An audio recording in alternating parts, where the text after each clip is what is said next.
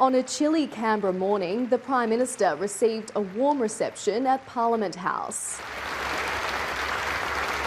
Top bureaucrats from different departments gathered together for the first time since the Coalition's surprise election victory, and Scott Morrison was quick to turn up the heat on the nation's 280,000 public servants, calling on them to focus on working for Middle Australia by reducing call waiting times, improving the efficiency of the NDIS and cutting red tape around business investment. I want the APS to have a laser-like focus on serving these quiet Australians. Middle Australia needs to know that the government, and including the public service, is on their side.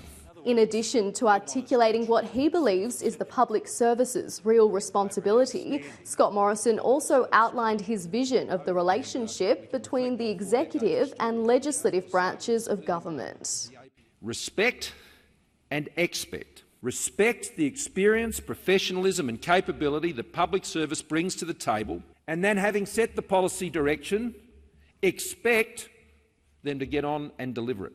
The PM also making it clear his ministers have the final say on what happens inside their departments, because it's politicians, not public servants, that are ultimately accountable to the Australian public. At the end of the day, our ministers, my colleagues, have got to look constituents in the eye, face the public, look them in the eye and be responsible for those decisions. Labor is accusing the Coalition of attacking the public service and failing to allocate enough resources to the sector. When Scott Morrison sees the public service, he sees another opportunity for conflict, not collaboration. The PM's speech coincides with the conclusion of a review into the public service by former Telstra boss David Thodey. The final recommendations will be handed to the government in the coming weeks, Scott Morrison declaring he expects its findings will generate debate.